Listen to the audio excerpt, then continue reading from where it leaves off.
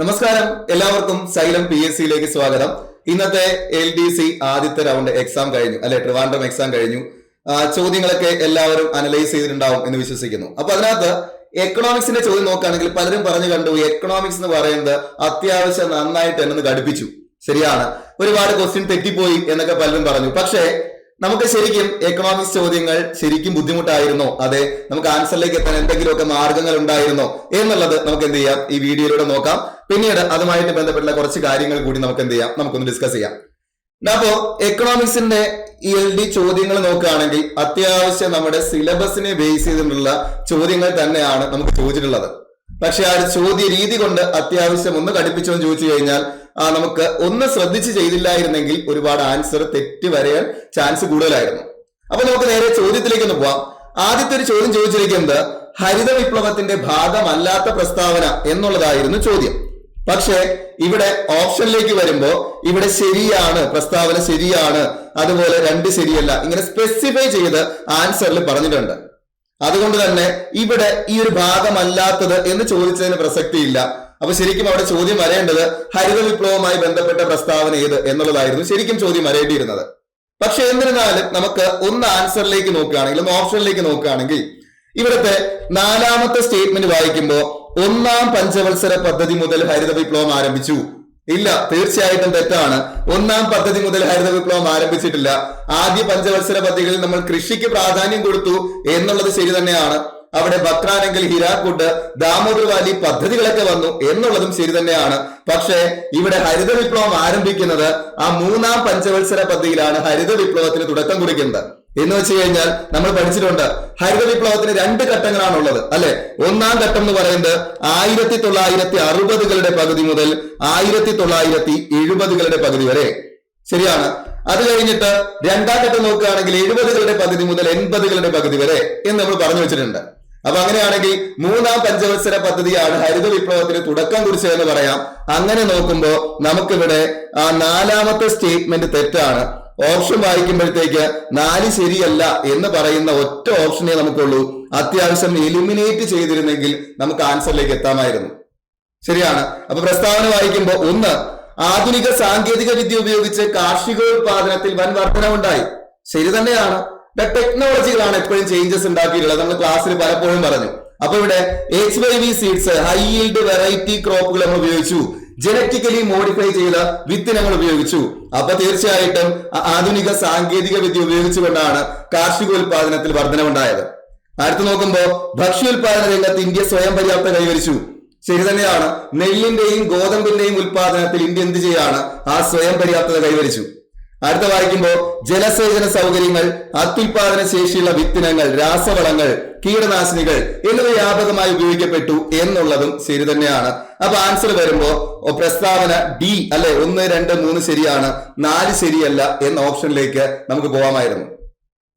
അപ്പൊ അത്യാവശ്യം ഇനി അടുത്ത ഘട്ടം എഴുതാൻ പോകുന്നവരാണെങ്കിലും പരീക്ഷ ഹാളിൽ അത്യാവശ്യം ഒരു കൂൾ മൈൻഡോട് കൂടി ഇരിക്കുക. നമ്മുടെ മാരത്തോണിൽ നമ്മൾ പറഞ്ഞു വെച്ചു ആണ് അത്യാവശ്യം എലിമിനേറ്റ് ചെയ്യാൻ പറ്റുന്ന ചോദ്യങ്ങളായിരിക്കാം നമുക്ക് പരീക്ഷയ്ക്ക് ചോദിക്കുക. പക്ഷെ ക്വസ്റ്റ്യൻ വായിക്കുമ്പോൾ കുറച്ച് ഡിഫിക്കൽറ്റി തോന്നാം. ഒന്ന് ഫ്രീ ആയിട്ടിരുന്ന് ചിന്തിക്കുകയാണെങ്കിൽ എലിമിനേറ്റ് ചെയ്ത് നമുക്ക് എന്ത് ചെയ്യാം, പല ചോദ്യങ്ങളും ആൻസറിലേക്ക് എത്താമായിരുന്നു ആണ്. അങ്ങനെയാണെങ്കിൽ രണ്ടാമത്തെ ചോദ്യത്തിലേക്ക് പോവാം. രണ്ടാമത്തെ ചോദ്യം ചോദിച്ചിരിക്കുന്നത് നമ്മുടെ 2022-23 കണക്ക് പ്രകാരം ഗോതമ്പ്, നെല്ല്, ചോളം, പയർവർഗ്ഗങ്ങൾ ഇത് ഏറ്റവും കൂടുതൽ ഉത്പാദിപ്പിക്കുന്ന ഏതാണ്, അതിന്റെ ഒരു ക്രമത്തിൽ എഴുതാനാണ് പറഞ്ഞിരിക്കുന്നത്. അപ്പൊ ഇവിടെ ഓപ്ഷൻ വായിക്കുമ്പോഴേക്കും നമുക്കറിയാം ഏറ്റവും കൂടുതൽ ഉത്പാദിപ്പിക്കുന്നത് ഏതാണ്, നെല്ലാണ് ഏറ്റവും കൂടുതലുള്ളത്. അതിന് തൊട്ടു താഴെ ഗോതമ്പാണ്. അതിന് തൊട്ടു താഴെ ഗോതമ്പ്. അത് കഴിഞ്ഞു കഴിഞ്ഞാൽ നമുക്ക് കാണാൻ പറ്റുന്നത് 3 വരുമ്പോഴത്തേക്ക് ആ ചോളം തന്നെയാണ്. പിന്നീട് വരുമ്പോ പയർവർഗ്ഗങ്ങൾ. ശരിയാണ്, പയർവർഗ്ഗങ്ങൾ. അപ്പൊ നെല്ല്, ഗോതമ്പ്, ചോളം, പയർവർഗ്ഗങ്ങൾ. ഒന്നാം സ്ഥാനം നമുക്ക് നെല്ലിന് കൊടുക്കാം, B. ശരിയാണ്. അതില്ലാത്തത് നമുക്ക് കളഞ്ഞു. അടുത്തത് രണ്ടാം സ്ഥാനം നമുക്ക് ഗോതമ്പിന് തന്നെ കൊടുക്കാം, A. അതുപോലെ 3 ചോളമാണെന്ന് അറിയാമെങ്കിൽ നമുക്ക് ആൻസറിലേക്ക് എത്താമായിരുന്നു. അങ്ങനെയാണെങ്കിൽ ആൻസർ 14B എന്ന ആൻസറിലേക്ക് നമുക്ക് പോവാം. ശരിയാണ്, 14B. ഓക്കെ, അടുത്ത ചോദ്യത്തിലേക്ക് പോവാം. മൂന്നാമത്തെ ചോദ്യത്തിൽ നമ്മോട് ചോദിച്ചിരിക്കുന്നത് നമ്മുടെ ധനകാര്യ സ്ഥാപനങ്ങൾ എന്ന സിലബസിൽ കൊടുത്തിരിക്കുന്ന റിസർവ് ബാങ്കുമായിട്ട് ബന്ധപ്പെട്ടുള്ള ചോദ്യമാണ്. അപ്പൊ റിസർവ് ബാങ്കിന്റെ മോണിറ്ററി പോളിസിയെ പറ്റിയിട്ടുള്ള ഒരു ചോദ്യമാണ് ഇവിടെ ചോദിച്ചിരിക്കുന്നത്. നമ്മുടെ രാജ്യത്ത് പണപ്പെരുപ്പം നിയന്ത്രിക്കുന്നതിൽ 2 പേരാണ് പണപ്പെരുപ്പം പ്രധാനമായി നിയന്ത്രിക്കുക. ഒന്ന് നോക്കുകയാണെങ്കിൽ നമ്മുടെ RBIയും, രണ്ടാരെന്ന് ചോദിക്കുകയാണെങ്കിൽ നമ്മുടെ ഗവൺമെന്റും തന്നെയാണ്. ശരിയാണ്. RBI എങ്ങനെയാണ് പണപ്പെരുപ്പം നിയന്ത്രിക്കുക? സാധനങ്ങളുടെ വിലകളൊക്കെ കൂടി പോകുന്ന എങ്ങനെ നിയന്ത്രിക്കും? ഇൻഫ്ലേഷൻ എങ്ങനെ നിയന്ത്രിക്കും എന്ന് ചോദിക്കുകയാണെങ്കിൽ RBI പണപ്പെരുപ്പം നിയന്ത്രിക്കുന്നത് മോണിറ്ററി പോളിസിയിലൂടെയാണ് എന്ന് വെച്ച് കഴിഞ്ഞാൽ പണനയത്തിലൂടെയാണ്. ഗവൺമെന്റിന്റെ കാര്യത്തിലേക്ക് വരുമ്പോൾ ഗവൺമെന്റ് ഫിസിക്കൽ പോളിസിയിലൂടെയാണ് അല്ലെങ്കിൽ ധനനയത്തിലൂടെയാണ് എന്ത് ചെയ്യുക ഇത് ഇൻഫ്ലേഷൻ നിയന്ത്രിക്കുന്നത്. ഇപ്പൊ പണനയത്തിന്റെ ടൂളുകൾ ഏതൊക്കെയാണ് നമുക്ക് എല്ലാവർക്കും അറിയാം അല്ലെ? ആ റിപ്പോ നിരക്ക്, റിവേഴ്സ് റിപ്പോ നിരക്ക്, bank rate, MSF, CRR, SLR ഇതെല്ലാം നോക്കിക്കഴിഞ്ഞാലും എന്ത് തന്നെയാണ്? ആ മോണിറ്ററി പോളിസിയുടെ ടൂളുകൾ തന്നെയാണ്. ശരിയാണ്.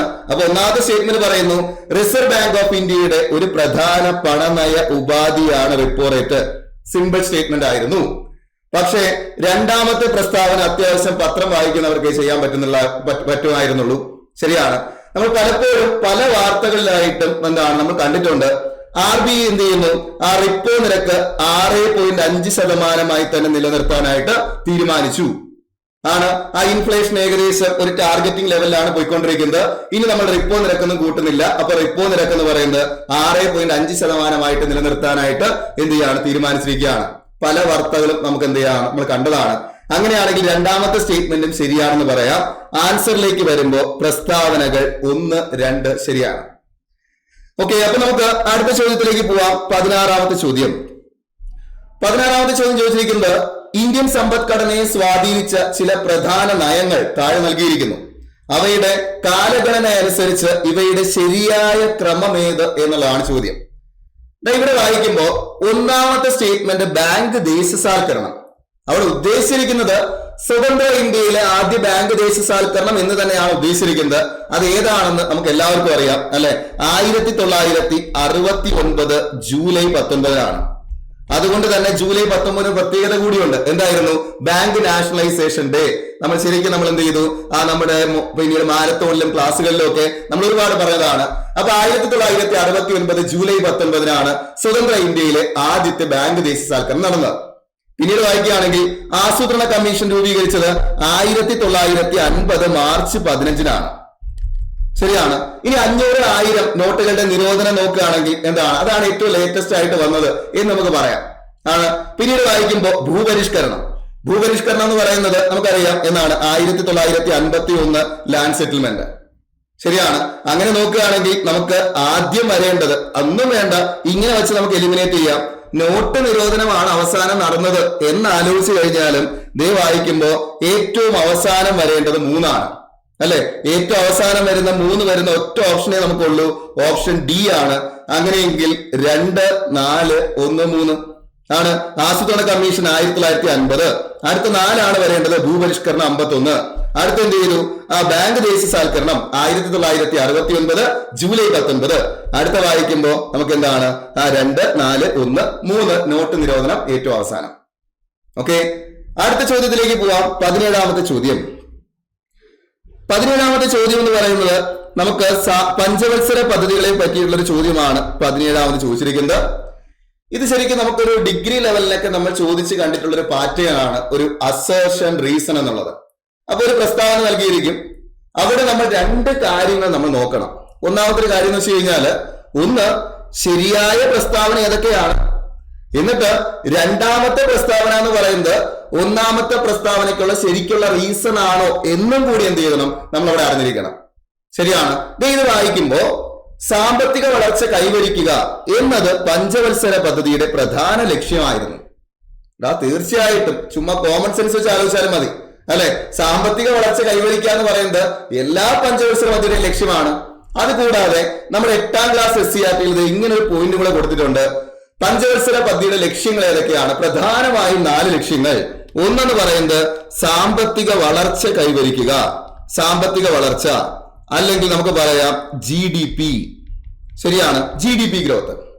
2 നോക്കുകയാണെങ്കിൽ നമുക്ക് പറയാൻ പറ്റുന്ന ഒരു കാര്യം പറയുന്നത് അടുത്തത് ആധുനികവൽക്കരണം. ശരിയാണ്, ആധുനികവൽക്കരണം.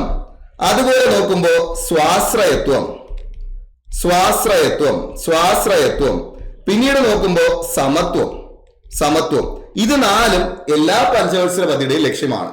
അപ്പൊ അങ്ങനെയെങ്കിൽ ഒന്നാമത്തെ സ്റ്റേറ്റ്മെന്റ് നമുക്ക് ശരിയാണ് എന്ന് പറയാം.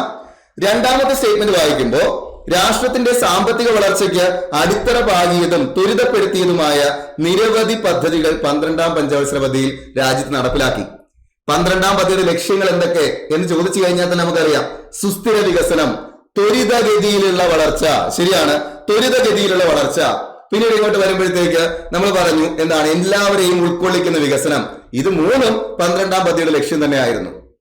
അങ്ങനെ പറയുമ്പോൾ നമ്മുടെ രാജ്യത്തിന്റെ സാമ്പത്തിക വളർച്ച ത്വരിതപ്പെടുത്താൻ പറ്റുന്ന പദ്ധതികൾ 12ാം പദ്ധതിയിൽ നടപ്പിലാക്കി. ശരി തന്നെയാണ്. അങ്ങനെയെങ്കിൽ പ്രസ്താവന 1ഉം 2ഉം ശരിയാണ്. നമുക്ക് ഈ പറഞ്ഞ പോലെ സാമ്പത്തിക വളർച്ച കൈവരിക്കാൻ വേണ്ടിയിട്ട് തന്നെയാണ് എന്ത് ചെയ്തത്, ഇതുപോലെയുള്ള പദ്ധതികൾ കൊണ്ടുവന്നത്. വളരെ സിമ്പിൾ ആയിട്ട് ചോദിച്ചൊരു സംഭവമാണ് അല്ലെ. നമ്മളവിടെ ഒരുപാട് ഓവറായിട്ട് ചിന്തിക്കാതിരുന്നാൽ മാത്രം മതി. അപ്പൊ ആൻസറിലേക്ക് വരുമ്പോ പ്രസ്താവനകൾ 1ഉം 2ഉം ശരിയാണ്. പ്രസ്താവന 2 1ന്റെ വിശദീകരണമാണ് എന്ന് എന്ത് ചെയ്യാം, നമുക്ക് പറയാം. എങ്കിൽ അടുത്ത ചോദ്യത്തിലേക്ക് പോവാം. 18ാമത്തെ ചോദ്യം. 18ാമത്തെ ചോദ്യം ചോദിച്ചിരിക്കുന്നത് നിതി ആയോഗിന്റെ കുറച്ച് ഇനിഷ്യേറ്റീവുകളെ പറ്റിയിട്ടാണ് 18ാമത്തെ ചോദ്യം ചോദിച്ചത്. അപ്പൊ ഈ ചോദ്യത്തിലേക്ക് വരുമ്പോ നമ്മൾ ക്ലാസ്സുകളിൽ നിതി ആയോഗിന്റെ ഇനിഷ്യേറ്റീവുമായിട്ട് ബന്ധപ്പെട്ട് കുറെ കാര്യങ്ങൾ നമ്മൾ ക്ലാസ്സുകളിൽ ഒരുപാട് തവണ എടുത്തെടുത്ത് പറഞ്ഞു. നമ്മൾ കുറെ റിവിഷൻ ചെയ്തപ്പോൾ കുറെ ക്വസ്റ്റ്യൻസ് നമ്മൾ ചെയ്തതാണ് അല്ലെ. നമുക്ക് നോക്കുകയാണെങ്കിൽ പ്രോജക്ട് സാത് ഈ നിതി ആയോഗിന്റെ ഇനിഷ്യേറ്റീവ് ആണ്. ശൂന്യ ക്യാമ്പയിൻ, ഈ അമൃത്, ഈ സാധനങ്ങളെല്ലാം നമ്മൾ പഠിച്ചു. ശരിയാണ്. അങ്ങനെയാണെങ്കിൽ ഇവിടുന്ന് വായിക്കുമ്പോ ശൂന്യ ക്യാമ്പയിൻ എന്ന് പറയുന്നത് തീർച്ചയായിട്ടും നമുക്ക് പറയാം നിതി ആയോഗിന്റെ ലക്ഷ്യമാണെന്ന് പറയാം. അങ്ങനെയാണെങ്കിൽ ദേ ഇവിടുന്ന് 4നുള്ളത് നോക്കുമ്പോ ശൂന്യ ക്യാമ്പയിൻ 4 തീർച്ചയായിട്ടും എ ആണ്. ശരിയല്ലേ? അങ്ങനെ വായിക്കുമ്പോഴത്തേക്ക് ആ ഒരു ഓപ്ഷൻ ഒറ്റ ഒരെണ്ണേ ഉള്ളതാണ്. ദേ നോക്കിയേ, ശൂന്യ ക്യാമ്പയിൻ ഇലക്ട്രിക് വാഹനങ്ങളെ പ്രോത്സാഹിപ്പിച്ച് വായു മലിനീകരണം കുറയ്ക്കുക. അതിനു വേണ്ടിയിട്ട് കൊണ്ടുവന്ന ക്യാമ്പയിൻ ആണ് ശൂന്യ ക്യാമ്പയിൻ. ഇലക്ട്രിക് വാഹനങ്ങളെ പ്രോത്സാഹിപ്പിക്കുക. ശരിയാണ്. അങ്ങനെയെങ്കിൽ 4A ഉള്ള ഒറ്റ ഓപ്ഷനേ ഉള്ളൂ. നമുക്ക് ആൻസറിലേക്ക് എത്താം. ആൻസർ ഓപ്ഷൻ സി ആയിരുന്നു. അപ്പോ അടുത്ത് വായിക്കുക. അതിനകത്ത് നോക്കുമ്പോ 1B അടൽ ഇന്നൊവേഷൻ മിഷൻ എന്ന് വെച്ച് കഴിഞ്ഞാൽ സംരംഭകത്വം, നവീന ആശയ രൂപീകരണം എന്നിവ ത്വരിതപ്പെടുത്തുക. ശരിയാണ്. പുതിയ പുതിയ ഐഡിയോളജികൾ കാര്യങ്ങളൊക്കെ കൊണ്ടുവരിക. അടുത്തത് മെഥനോൾ സമ്പദ്ഘടന. ശരിയാണ്. 2 വായിക്കുമ്പോഴത്തേക്ക് സി തന്നെയാണ്. മെഥനോൾ സമ്പദ്ഘടന എന്ന് പറയുന്നത് എണ്ണ ഇറക്കുമതിയുമായിട്ട് ബന്ധപ്പെട്ടതാണ്. ഓക്കെ. അടുത്ത് വായിക്കുമ്പോൾ സഹകരണ ഫെഡറലിസം, സംസ്ഥാനങ്ങളുടെ പ്രവർത്തനങ്ങൾ ഏകോപിപ്പിക്കുക. ഡിസിഷൻ മേക്കിങ്ങിലും കാര്യങ്ങളിലും ഒക്കെ സംസ്ഥാനങ്ങളുടെ പങ്കാളിത്തം കൂടി കൊണ്ടുവരിക. അതിനാണ് നമ്മൾ സഹകരണ ഫെഡറലിസം എന്ന് പറയാം. അങ്ങനെയാണെങ്കിൽ നമുക്ക് ആൻസർ വരുമ്പോഴത്തേക്കും നമുക്ക് ഏത് ആൻസറിലേക്ക് എത്താം? സി അല്ലെ, 4A. അല്ലെങ്കിൽ ഇത് മാത്രം അറിയാമെന്ന് വിചാരിച്ചോളൂ. സഹകരണ ഫെഡറലിസം ഡി ആണെന്ന് അറിയാമെന്ന് വിചാരിച്ചോ. അത് വെച്ച് വേണമെങ്കിൽ നമുക്ക് എലിമിനേറ്റ് ചെയ്യാമായിരുന്നു. ശരിയാണ്. 3D വരുന്ന ഒറ്റ ഓപ്ഷനേ നമുക്കിവിടെ ഉള്ളൂ. ശരിക്കും പറഞ്ഞു കഴിഞ്ഞാൽ ക്വസ്റ്റ്യൻസ് അത്യാവശ്യം കുറച്ച് കടുപ്പിച്ചെങ്കിലും ആണ് നമുക്കറിയാവുന്ന എന്തെങ്കിലുമൊക്കെ വെച്ചിട്ട് ഓപ്ഷനിലേക്ക് എത്താൻ, ആൻസറിലേക്ക് എത്താൻ കുറച്ച് സിമ്പിൾ ആയിരുന്നു എന്ന് നമുക്ക് പറയാം. ശരിയാണ്. അടുത്ത ചോദ്യത്തിലേക്ക് പോകാം. കാര്യം നമുക്ക് ഇതിനകത്ത് ഇപ്പോ പിന്നീട് സഹകരണ ഫെഡറലിസം, ഈ ഓപ്ഷൻ വായിക്കുന്ന ഏതൊരാൾക്കും ആലോചിക്കാം. സഹകരണ ഫെഡറലിസം എന്ന് പറയുന്നത് സംസ്ഥാനങ്ങളുടെ പ്രവർത്തനങ്ങൾ ഏകോപിപ്പിക്കുക എന്നുള്ളതാണെന്ന് എല്ലാവർക്കും ആലോചിക്കാം. കോമൺ ആയിട്ട് വായിക്കുന്ന ഒരാൾക്ക് ആലോചിക്കാം. ശരിയാണ്. അങ്ങനെയാണെങ്കിലും 3D എന്ന് ആലോചിച്ചാൽ ആൻസറിലേക്ക് എത്താമായിരുന്നു. ഓക്കെ. അടുത്ത ചോദ്യത്തിലേക്ക് പോവാം. 19ാമത്തെ ചോദ്യം, അവസാനത്തെ ചോദ്യം. ചോദ്യം ഇങ്ങനെയാണ്: 1991 ഇന്ത്യ നടപ്പിലാക്കിയ പുത്തൻ സാമ്പത്തിക നയവുമായി ബന്ധപ്പെട്ട ശരിയായ പ്രസ്താവനകൾ കണ്ടെത്തുക എന്നുള്ളതാണ് ചോദ്യം. ശരിയായ പ്രസ്താവനയാണ് ചോദിച്ചിരിക്കുന്നത്. നമ്മൾ പറഞ്ഞു ശരിയാണ് ചോദിക്കുന്നതെങ്കിൽ എന്തെങ്കിലും തെറ്റുണ്ടെങ്കിൽ അത് വെച്ച് എലിമിനേറ്റ് ചെയ്യാം അല്ലെ. പരീക്ഷ ഹാളിരിക്കുമ്പോൾ സിമ്പിൾ ആയിട്ടിരിക്കാൻ പറഞ്ഞു, കൂളായിട്ടിരിക്കാൻ പറഞ്ഞു. ശരിയാണ് ചോദിക്കുന്നതെങ്കിൽ ഒരു തെറ്റ് കണ്ടുപിടിക്കുക, അത് വെച്ച് എലിമിനേറ്റ് ചെയ്യുക. തെറ്റ് കണ്ടുപിടിക്കാൻ വേണ്ടി വായിക്കുമ്പോൾ തെറ്റുണ്ടോ എന്ന് മനസ്സിലാവും അല്ലെ. ഒന്നാമത്തെ സ്റ്റേറ്റ്മെന്റ് വായിച്ചു, സ്വാശ്രയത്വം പ്രോത്സാഹിപ്പിച്ചു. അങ്ങനെ ഒരു സാധനം നമ്മൾ നവസാമ്പത്തിക പരിഷ്കരണത്തിൽ കണ്ടില്ല അല്ലെ. പ്രധാനമായിട്ടും LPG reforms, liberalisation, privatisation, globalisation. Open economy ആക്കിയപ്പോ, ക്ലോസ്ഡ് എക്കോണമി ആയിരുന്ന ഇന്ത്യയെ ഓപ്പൺ എക്കോണമി ആക്കിയപ്പോ ഒരുപാട് കമ്പനികൾ ഇൻവെസ്റ്റ്മെന്റുമായിട്ട് ഇന്ത്യയിലേക്ക് വന്നു. ശരിക്കും പറഞ്ഞു കഴിഞ്ഞാൽ വിദേശ നിക്ഷേപമൊക്കെ കൂടി, ലൈസൻസിങ് നടപടിക്രമങ്ങളൊക്കെ കുറച്ചും കൂടി എളുപ്പമാക്കി എന്നൊക്കെയാണ് നമ്മൾ കണ്ടത്. ശരിയാണ്. അങ്ങനെ നോക്കുകയാണെങ്കിൽ വിദേശ സഹായം പരമാവധി കുറയ്ക്കുക. വിദേശ സഹായം, ഫോറിൻ ഇൻവെസ്റ്റ്മെന്റ് ഒക്കെ അത്യാവശ്യം കൂട്ടാനാണ് നമ്മൾ നോക്കിയത്. അങ്ങനെ ആലോചിച്ചു കഴിഞ്ഞാലും ഒന്നാമത്തെ സ്റ്റേറ്റ്മെന്റ് തെറ്റാണ് എന്ന് കിട്ടിക്കഴിഞ്ഞാൽ A പോയി, B പോയി, C പോയി. നമുക്ക് നേരെ നമുക്ക് ആൻസറിലേക്ക് എത്താമായിരുന്നു. ഓപ്ഷൻ ഡി ആണ് 2, 3 ശരിയാണ്. പ്രസ്താവനകൾ 1, 4 ശരിയല്ല. ഈവൻ എല്ലാ ഓപ്ഷനും വായിക്കേണ്ടി പോലും വന്നില്ല. നമുക്ക് അവിടെ 1, 4 തെറ്റാണ്, 2, 3 ശരിയാണെന്ന് കിട്ടി. ഇനി അതൊന്ന് വായിച്ചു നോക്കാം. 2, ഇന്ത്യൻ സമ്പദ്ഘടനയെ ഉദാരവൽക്കരിച്ചു, ആഗോള കമ്പോളവുമായി സംയോജിപ്പിച്ചു. ആലോചിക്കുമ്പോൾ അതെന്തായാലും ശരിയാണ്, നമുക്ക് ആലോചിക്കാം. ആണ്. അടുത്തത്, പൊതുമേഖലാ സ്ഥാപനങ്ങളെ സ്വകാര്യവൽക്കരിക്കുക. അതും എന്തായാലും ശരിയാണ്. അങ്ങനെ ആലോചിച്ചു കഴിഞ്ഞാലും 2, 3 ശരിയാണ് എന്ന് പറയുന്ന ഒറ്റ പ്രസ്താവനയേ ഉള്ളൂ അല്ലെ. തെറ്റി വെച്ച് എലിമിനേറ്റ് ചെയ്തില്ല എന്ന് വിചാരിച്ചോ? അല്ലെങ്കിൽ 2, 3 എന്തായാലും ശരിയാണെന്ന് അറിയാം. അത് 2 ഉള്ളത് ഇതേ ഉള്ളൂ, ഓപ്ഷൻ ഡി ഉള്ളൂ. പിന്നെ നോക്കുമ്പോ ഇറക്കുമതി പരമാവധി കുറച്ചു. ഇറക്കുമതിയൊക്കെ കൂടുകയാണ് ചെയ്തത് അല്ലെ. ലിബറലൈസേഷനും ഒക്കെ വന്നപ്പോഴത്തേക്ക് കൂടുതലും ഇറക്കുമതിയുള്ള റെസ്ട്രിക്ഷൻസ് ഒക്കെ കുറയ്ക്കുകയാണ് നമ്മൾ നവസാമ്പത്തിക പരിഷ്കരണത്തിൽ ചെയ്തിട്ടുള്ളത്. അപ്പോ എക്കണോമിക്സിന്റെ ഈ ഒരു 1ാം ഘട്ട ചോദ്യങ്ങൾ നമ്മൾ നോക്കുകയാണെങ്കിൽ അത്യാവശ്യം ഒരുവിധമുള്ള പോയിന്റുകളെല്ലാം നമ്മൾ ക്ലാസ്സുകളിൽ നമ്മൾ ഡിസ്കസ് ചെയ്തിരുന്നു. പിന്നീട് ഞാൻ പറഞ്ഞു വളരെ കൂൾ മൈൻഡോട് കൂടിയിരുന്ന് വേണം പരീക്ഷ അറ്റൻഡ് ചെയ്യാൻ. ശരിയാണ്. അത്യാവശ്യം എല്ലാവർക്കും ആൻസർ എലിമിനേറ്റ് ചെയ്ത് ആൻസറിലേക്ക് എത്താൻ പറ്റിയെന്ന് വിചാരിക്കുന്നു. ഒറ്റ നോട്ടത്തിൽ ക്വസ്റ്റ്യൻ കാണുമ്പോൾ നമുക്ക് വളരെ ബുദ്ധിമുട്ടായിട്ട് തോന്നിയിട്ടുണ്ടാവും. പക്ഷെ ഒന്ന് ഫ്രീ മൈൻഡോട് കൂടി ഇരുന്ന് വായിച്ചു കഴിഞ്ഞാൽ വളരെ എളുപ്പത്തിൽ നമുക്ക് എലിമിനേറ്റ് ചെയ്ത് ആൻസറിലേക്ക് എത്താൻ പറ്റുന്ന ചോദ്യങ്ങളായിരുന്നു നമ്മുടെ എക്കണോമിക്സിന്റെ ഭാഗത്ത് നിന്ന് നമുക്ക് ചോദിച്ചിട്ടുണ്ടായിരുന്നത്. അപ്പോ ഇനി തുടർന്നുള്ള ഘട്ടത്തിലും നമുക്ക് ഇതുപോലെ അത്യാവശ്യം സിലബസ് ബേസ് ചെയ്ത് കുറച്ച് ഇങ്ങനെയുള്ള ക്വസ്റ്റ്യൻ ചോദിച്ചു കഴിഞ്ഞാലും നമുക്ക് എലിമിനേറ്റ് ചെയ്ത് ആൻസറിലേക്ക് എത്താം എന്നുള്ള കോൺഫിഡന്റ് എല്ലാവർക്കും ഉണ്ടാവണം. അപ്പോ നന്നായിട്ട് പഠിക്കുക. അടുത്ത ഘട്ടം എന്ന് പറയുന്നത് നമുക്ക് എന്ത് ചെയ്യാം, അടിപൊളിയായിട്ട് നമുക്ക് എന്ത് ചെയ്യാം, ആൻസറിലേക്ക് എത്താം. അപ്പോ എല്ലാവർക്കും താങ്ക് യു. മറ്റൊരു വീഡിയോയിലൂടെ നമുക്ക് വീണ്ടും കാണാം.